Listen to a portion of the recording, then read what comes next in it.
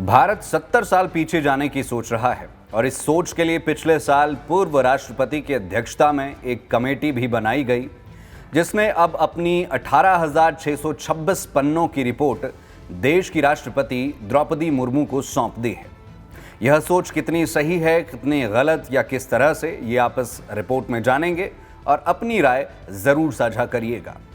हम बात कर रहे हैं वन नेशन वन इलेक्शन की।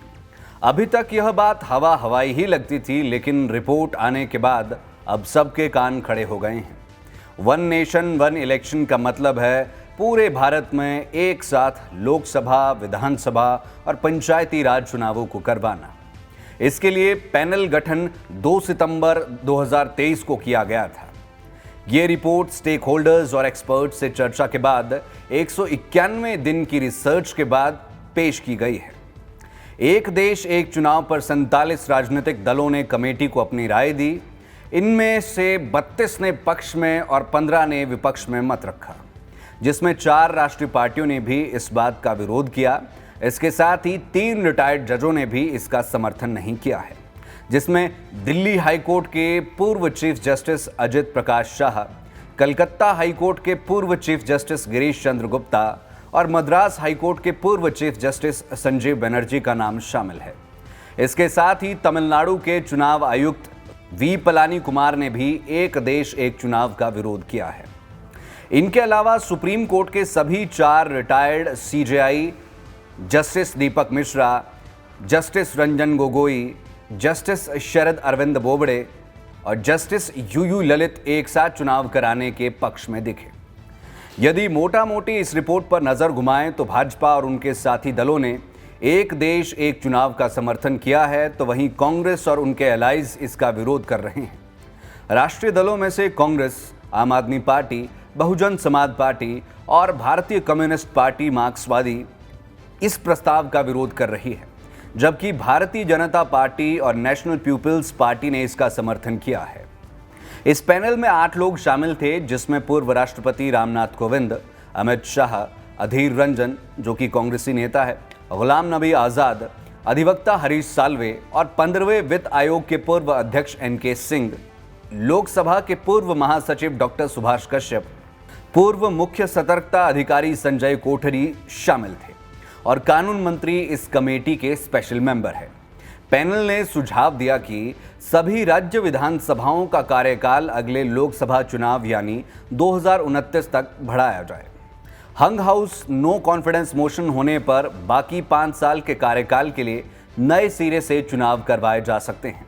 पहले फेज में लोकसभा, विधानसभा चुनाव एक साथ करवाए जा सकते हैं। उसके बाद दूसरे फेज में 100 दिनों के भीतर लोकल बॉडी के इलेक्शंस करवाए जा सकते हैं। चुनाव आयोग लोकसभा, विधानसभा, स्थानीय निकाय चुनावों के लिए राज्य चुनाव अधिकारियों के परामर्श से सिंगल वोटर लिस्ट और वोटर आईडी कार्ड तैयार करेगा। कोविंद पैनल ने एक साथ चुनाव करवाने के लिए उपकरणों, जनशक्ति और सुरक्षा बलों की एडवांस प्लानिंग की सिफारिश भी की है। एक देश एक चुनाव लागू करने के लिए कई राज्य विधानसभाओं का कार्यकाल घटेगा। जिन राज्यों में विधानसभा चुनाव 2023 के आखिर में हुए हैं, उनका कार्यकाल बढ़ाया जा सकता है। रिपोर्ट में यह भी कहा गया है कि विधि आयोग के प्रस्ताव पर सभी दल सहमत हुए तो यह 2029 से ही लागू होगा। साथ ही इसके लिए दिसंबर 2026 तक 25 राज्यों में विधानसभा चुनाव करवाने होंगे। आइए जानते हैं कि आखिर कैसे ये होंगे।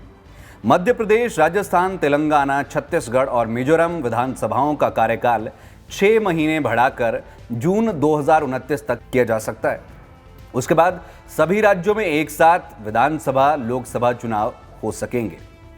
इसके बाद इस फॉर्मूले को लागू करने के लिए 3 चरणों में 2026 से पहले चुनाव करवाने होंगे, जिसमें पहले चरण में 8 राज्यों में वोटिंग जून 2024 में करवाई जा सकती है, जिसमें आंध्र प्रदेश, अरुणाचल प्रदेश, ओडिशा और सिक्किम का कार्यकाल जून 2024 में ही पूरा हो रहा है और हरियाणा, महाराष्ट्र, झारखंड तथा दिल्ली के कार्यकाल में 5 से 8 महीनों की कटौती करनी होगी।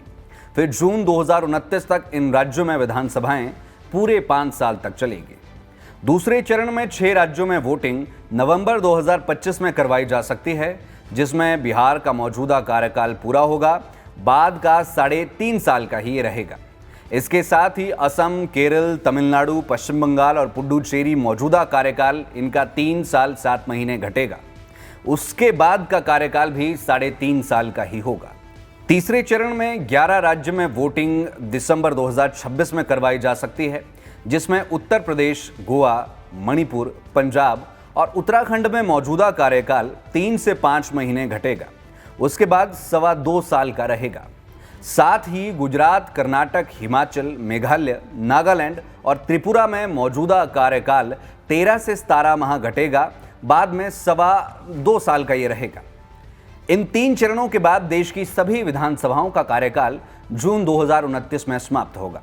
सूत्रों के अनुसार कोविंद कमेटी विधि आयोग से एक और प्रस्ताव मांगेगी, जिसमें स्थानीय निकायों के चुनावों को भी शामिल करने की बात कही जाएगी। गौर रहे कि आज़ादी के बाद 1952, 57, 62 और 67 में लोकसभा और विधानसभा के चुनाव एक साथ ही होते थे, लेकिन 1968 और 69 में कई विधानसभाएं समय से पहले ही भंग कर दी गई। उसके बाद 1970 में लोकसभा भी भंग कर दी गई। इस वजह से एक देश एक चुनाव की परंपरा भी टूट गई। एक देश एक चुनाव में कई तरह की बाधाएं भी आएगी, जिसमें यदि चुनाव के बाद सदन त्रिशंकु हो, दल बदल हो या फिर अविश्वास प्रस्ताव के कारण कोई स्थिति बने, तो इसका समाधान कैसे किया जाए, ये फार्मूला निकालना होगा। दूसरा, एक साथ चुनाव तो हो गए, लेकिन पहले की तरह चेन ना टूटे, उसके लिए एक सॉलिड फ्रेमवर्क तैयार करने की आवश्यकता है, जो कि इतना आसान नहीं है। तीसरा, चुनावों के लिए ईवीएम, वीवीपैट और मैन पावर का प्रबंध करना तथा पूरे देश में चुनाव होने की स्थिति में लॉ एंड ऑर्डर और ट्रांसपेरेंसी को मैनेज करना, यह भी बड़ा चैलेंज किसी भी सरकार के सामने होगा। रिपोर्ट लोकसभा चुनाव के बाद कैबिनेट के सामने रखी जाएगी। कैबिनेट के फैसले के अनुरूप कानून मंत्रालय संविधान में वह नए खंड जोड़ेगा, जिसकी सिफारिश विधि आयोग ने की है, ताकि चुनाव एक साथ हो सके। इसे संसद के दोनों सदनों में पारित करवाया जाएगा और राज्य विधानसभाओं में भी प्रस्ताव पारित करने की सिफारिश की जाएगी।